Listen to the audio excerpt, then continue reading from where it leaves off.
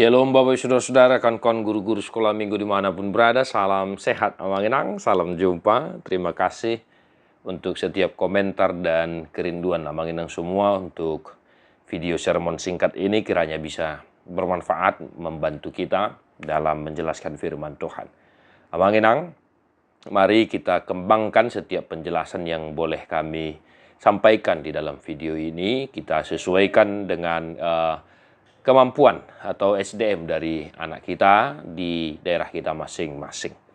Mari tetap setia sermon sembari mempersiapkan apa yang perlu kita lakukan dalam kegiatan Jumat Agung atau Paskah di gereja kita masing-masing.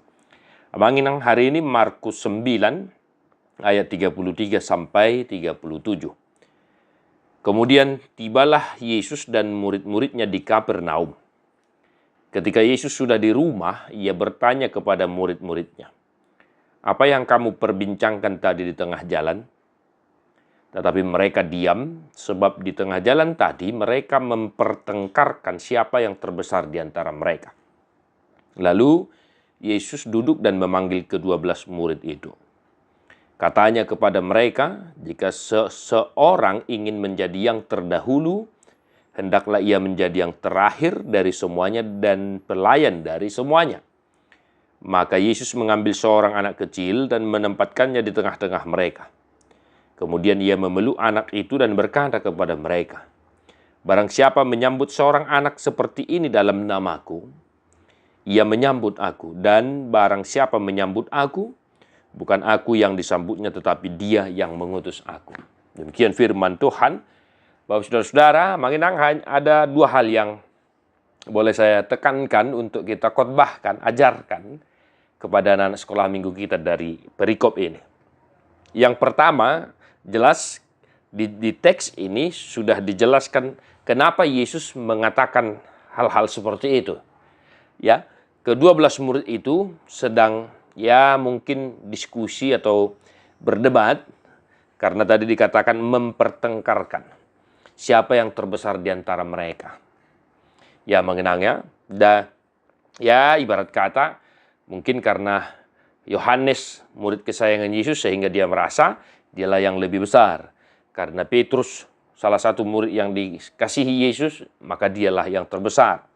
Audo perjuluk, terpilit. Ikon audo tong, kakak tertua nenek. Nah, demikian sederhananya teks ini. Kenapa sampai Yesus menanyakan kembali hal itu kepada mereka.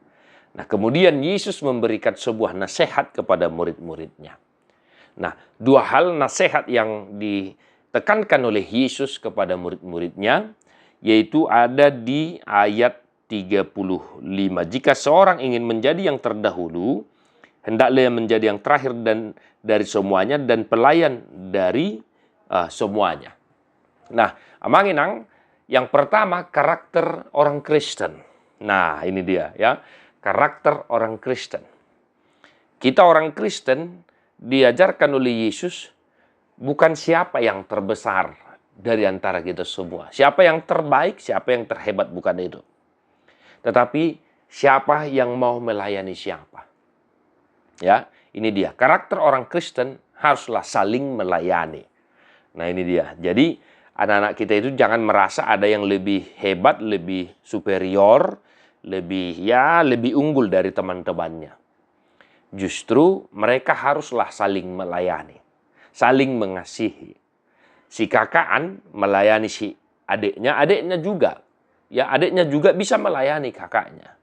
Itu yang dikatakan oleh Yesus, jika seorang ingin menjadi yang terdahulu, hendaklah ia menjadi yang terakhir dari semuanya dan pelayan dari semuanya.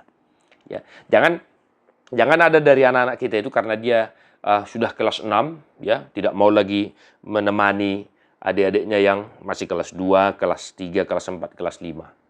Nah, ini di gereja kita mengenang, saya perhatikan ini sering terjadi. Ya, peralihan dari remaja ke naposo. Ya, remaja enggan masuk ke naposo karena dia merasa masih remaja begitu. Dan juga sebaliknya, naposo ada yang enggan masuk ke remaja naposo karena apa? Dia merasa sudah malu Nah, ya, dia merasa sudah dewasa sehingga tidak wajar lagi berbaur dengan yang remaja.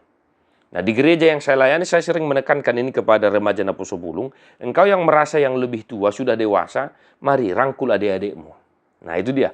Dan si adean maulah diajari oleh si abangan. Nah, ini dia. Jadi karakter orang Kristen, karakter murid Yesus haruslah saling melayani. Bukan siapa yang tertua, siapa yang paling bontot, tetapi saling melayani. Nah, ini dia yang pertama, Bang Enang. Yang kedua, di ayat 37, ya. Ini 37. Barang siapa menyambut seorang anak seperti ini dalam namaku, ya, ia menyambut aku, dan barang siapa menyambut aku, bukan aku yang disambutnya, tetapi dia yang mengutus aku. Artinya apa, Bapak Ibu Saudara? Ketika anak-anak kita yang lebih tua mengasihi adik-adiknya, itu sama artinya dia mengasihi Tuhan. Dan ketika si adik mengasihi kakaknya, dia mengasihi Tuhan.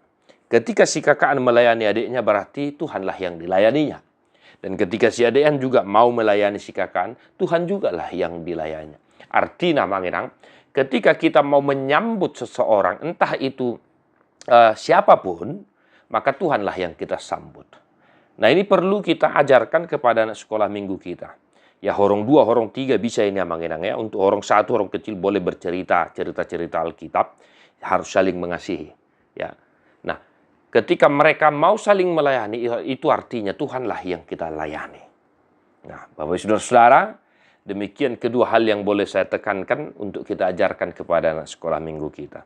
Bergumullah akan firman Tuhan, gumuli akan firman Tuhan.